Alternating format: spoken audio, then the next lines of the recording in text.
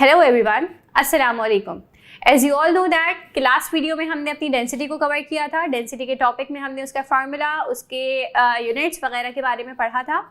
Now आपको पता है कि डेंसिटी के फॉर्मूले में क्या पूछा जा रहा था। डेंसिटी का फॉर्मूला रेशो था मास पर यूनिट वॉल्यूम का। तो हमें दो चीज़ें चाहिए होती थी उसके लिए, एक तो उस ऑब्जेक्ट का मास और एक उस ऑब्जेक्ट का वॉल्यूम। लेकिन हमें स्पेसिफिक शेप्स के वॉल्यूम ही नहीं पता होंगे तो हम किस तरह से डेंसिटी को कैलकुलेट करेंगे। आज का हमारा topic volume of the shapes and areas of the shape है। अब जो आप लोग अपनी स्क्रीन पर देख रहे हैं ये ऑब्जेक्ट है। ये ऑब्जेक्ट एक सिलेंड्रिकल शेप ऑब्जेक्ट है जिसके वॉल्यूम का एक पर्टिकुलर फॉर्मूला होता है उसको कंप्यूट करने के लिए, जो कि है पाई आर स्क्वायर एच, जिसमें पाई जो है वो एक कांस्टेंट वेरिएबल है जिसकी वैल्यू चेंज नहीं होती। दूसरे बचे दो ऑब्जेक्ट्स आर और एच।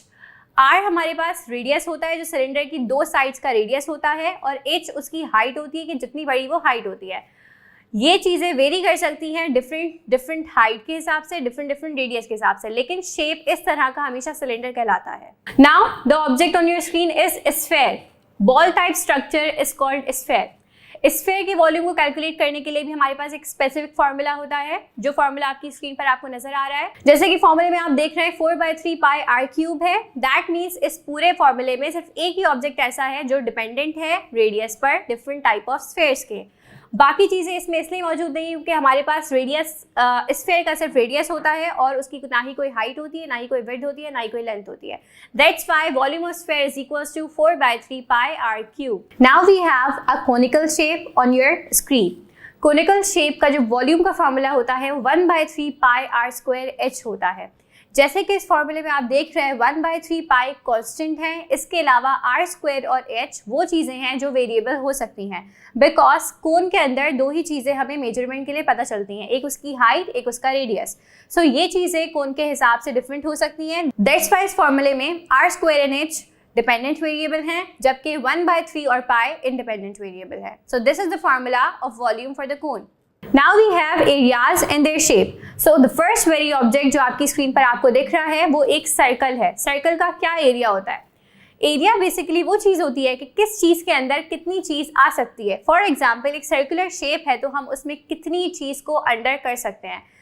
तो एरिया का फॉर्मूला जो स्फेयर के लिए है वो है पाई आर स्क्वायर। ऑब्वियसली एक सर्कुलर शेप है, ना इसकी कोई हाइट है ना ही कोई विड्थ है, दैट्स वाई ओनली रेडियस है जो यहाँ पर मैटर करता है। That's why area of the circle is pi R square. Now we have a triangular shape.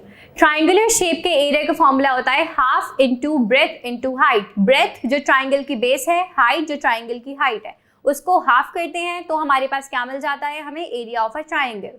Now we have a square shape. Square shape की सारी साइड्स इक्वल होती है और स्क्वायर शेप का फॉर्मूला होता है लेंथ इनटू ब्रेथ। ऑब्वियसली अगर सारी साइड उसकी इक्वल हैं तो लेंथ की वैल्यू भी वही होगी जो ब्रेथ की वैल्यू होगी। So what we have done है, हमने लेंथ को भी एक कंसिडर किया और ब्रेथ को भी एक कंसिडर किया। दैट मीन्स जो हमारे पास स्क्वायर का एरिया निकल कर आया वो ए स्क्वायर है।